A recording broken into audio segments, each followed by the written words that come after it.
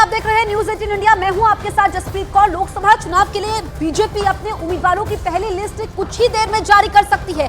इस लिस्ट में बीजेपी के बड़े चेहरों के नाम शामिल हो सकते हैं और बड़े बड़े चेहरों का पत्ता भी कर सकता है। बीजेपी सूत्रों के हवाले से बड़ी खबर यह है कि मध्य प्रदेश के बालाघाट, इंदौर, भोपाल, नर्मदापुर और विदिशा लोकसभा के मौजूदा सांसदों का टिकट कट सकता है। इसके अलावा जबलपुर और सतना लोकसभा सीट पर भी पेच फंसा हुआ है। तो बीजेपी की लिस्ट, पहली लिस्ट आने वाली है और कुछ मौजूदा सांसदों के टिकट कट सकते हैं, कुछ को मौका मिल सकता है। कल हमने देखा कि पीएम मोदी बैठक करते हैं, कई घंटे तक बैठक चलती है बीजेपी चुनाव समिति की। सुबह 3 बजे तक ये बैठक चलती है जिसमें पीएम मोदी शामिल होते हैं, गृहमंत्री अमित शाह शामिल होते हैं। और इस बीच बड़ी जानकारी आपको पहुंचा दें कि आज ये लिस्ट जारी हो सकती है, क्योंकि जो एनडीए का नारा है 400 पार, पीएम मोदी ने लोकसभा में भी कहा था 400 पार। ऐसे में इसी को लेकर के जो रोडमैप तैयार बीजेपी की तरफ से किया गया, अब इसमें देखना यह होगा कि जो सांसदों का रिकॉर्ड अच्छा रहा है, यानी कि जनता के नुमाइंदे होते हैं जिन्होंने अच्छे काम किए हैं, अपने इलाके का विकास किया है, उनको मौका मिल सकता है। अब देखना यह होगा कि किसका पत्ता कटता है। यतेंद्र, न्यूज 18 इंडिया संवाददाता हमारे साथ लाइव मौजूद है। यतेंद्र, कल हमने देखा पीएम मोदी बैठक करते हैं, सुबह 3 बजे तक ये बैठक चलती है। आज ही बीजेपी की पहली लिस्ट आने वाली है।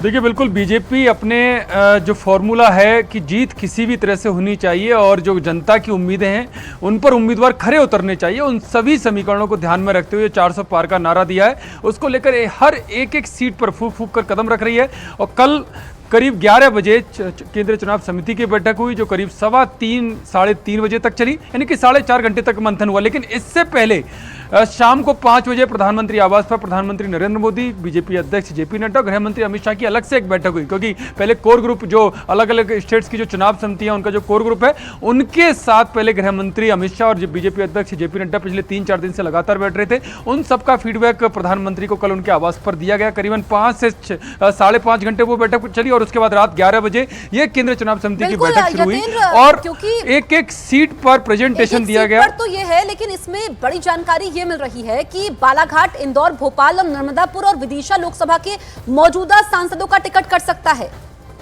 इसको लेकर क्या खबर?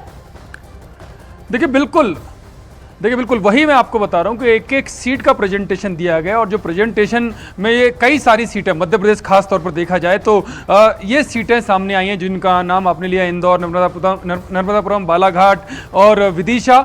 इन सीटों के जो प्रत्याशी मौजूदा उनका फीडबैक अच्छा नहीं आया, उस पर नए नाम दे सकते हैं। विदिशा से मौजूदा सांसद को हटाकर पूर्व मुख्यमंत्री शिवराज सिंह चौहान को दिया जा सकता है। वहीं भोपाल से प्रज्ञा ठाकुर का नाम हटाकर वहां पर आलोक शर्मा या किसी अन्य व्यक्ति को दिया जा सकता है। ऐसी जबलपुर और अभी जो सतना सीट है उस पर भी पेच फंसा हुआ है। गणेश सिंह को विधानसभा चुनाव लड़ाया गया था लेकिन वो हार गए थे, तो उनके भी नाम पर अभी संशय बरकरार है कि उनको ही देना है या किसी और को देना है। ऐसे ही दिल्ली में भी अभी पेच फंसा हुआ है। दिल्ली में भी काफी जगह ऐसी हैं जहां पर अभी तक सहमति नहीं बन पाई है, केंद्रीय चुनाव समिति उस पर अंतिम फैसला लेगी। ऐसे ही उत्तर प्रदेश में भी करीबन 30 से 40 सीटों पर कल मंथन हुआ है, उसमें भी कई मौजूदा सांसदों के टिकट कट सकते हैं। और इसके अलावा उत्तराखंड में भी 1 से 2 मौजूदा सांसदों के टिकट कट सकते हैं। वहीं झारखंड में 2 से 3 मौजूदा सांसदों के टिकट कर सकते हैं। यानी कि एक सीट पर बीजेपी सोच समझकर फैसला लेगी। जो जिताऊ उम्मीदवारों, जो जनता की उम्मीदों पर खरे उतरे, जो जिनका सर्वे फीडबैक अच्छा है, उसी रणनीति के तहत बीजेपी आगे बढ़ती हुई। चुनाव से जुड़ी दूसरी बड़ी खबर आपको बताते हैं। सूत्रों के मुताबिक ये खबर है कि हरियाणा में बीजेपी सभी 10 लोकसभा सीटों पर चुनाव लड़ने की तैयारी में है। हरियाणा प्रदेश चुनाव समिति ने सभी 10 सीटों के लिए उम्मीदवारों का नाम तय करने के लिए पैनल गठित कर दिया है। आपको बता दें कि हरियाणा में बीजेपी और जेजेपी के बीच गठबंधन है। बावजूद इसके बीजेपी लोकसभा चुनाव अकेले लड़ने की तैयारी कर रही है और उम्मीदवारों का नाम करीब करीब तय हो चुका है। हरियाणा की 10 लोकसभा सीटें जिसमें बीजेपी ने बड़ा फैसला लिया है कि सभी 10 सीट पर चुनाव तैयारी में है बीजेपी। हालांकि जब तक लिस्ट सामने नहीं आ जाती है, लेकिन सूत्र ये बता रहे हैं कि इसके लिए एक पैनल का गठन किया गया है। यतेंद्र, हरियाणा की हम बात करें, 10 लोकसभा सीटें और जो पैनल गठन किया गया है, क्योंकि गठबंधन है हरियाणा में, उसके बावजूद बीजेपी का अकेले लड़ने का फैसला। देखिए बिल्कुल यही मैं कह रहा हूं कि बीजेपी हर सीट पर पूरा जो फीडबैक है, जो सर्वे रिपोर्ट है, उसके आधार पर फैसला लेगी। और हरियाणा में जो उनका जेजेपी के साथ गठबंधन है उसमें फीडबैक यही आएगा अगर जेजेपी के साथ आगे बढ़ते हैं तो सियासी फायदा नहीं मिलेगा, उसका नुकसान हो सकता है। तो ऐसे में बीजेपी अपने अकेले दम पर, क्योंकि पिछली बार भी 200 की 200 सीटें बीजेपी के खाते में आई थी, तो अकेले दम पर वो आगे बढ़ना चाहती है। और जो हरियाणा चुनाव समिति है, प्रदेश की जो चुनाव समिति है, उसने उन 200 सीटों पर हर सीट के उम्मीदवारों का नाम पैनल बनाकर केंद्रीय चुनाव समिति को दे दिया। अब केंद्रीय चुनाव समिति के साथ जब बैठक होगी तब उस पर अंतिम फैसला होगा। लेकिन सूत्र यही बता रहे हैं कि बीजेपी हरियाणा में अपने दम पर चुनाव लड़ सकती है। वहीं जेजेपी लगातार दबाव बना रही है कि गठबंधन सहयोगी होने के नाते उन्हें कम से कम 1 से 2 सीटें दी जाएं। तो हो सकता है ये गठबंधन टूट भी जाए। अंतिम फैसला केंद्रीय नेतृत्व को करना है कि क्या जेजेपी झुकेगी, नरम तेवर अपनाएगी, या दोनों की राहें जुदा होंगी और बीजेपी अपने अकेले दम पर एक बार फिर से हरियाणा में जाएगी। और जहां तक हर सीट की बात है, हर सीट पर 2 से 3 नामों का पैनल हरियाणा चुनाव समिति ने बना लिया और केंद्रीय चुनाव समिति को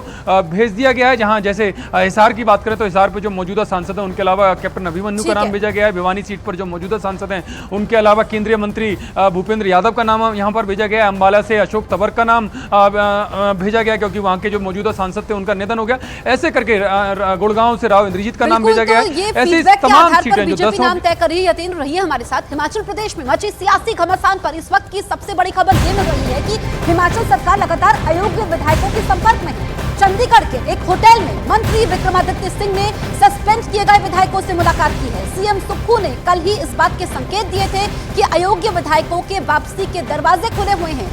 चंडीगढ़ के एक होटल में विक्रमादित्य की अयोग्य ठहराए गए विधायकों से बातचीत हुई और फिलहाल सुक्खू सरकार को लेकर के हलचल तेज है, क्योंकि इन मुलाकातों का मतलब क्या है। कल तक तो जो अयोग्य ठहराए गए विधायक थे वो कह रहे थे कि हमसे संपर्क नहीं साधा गया।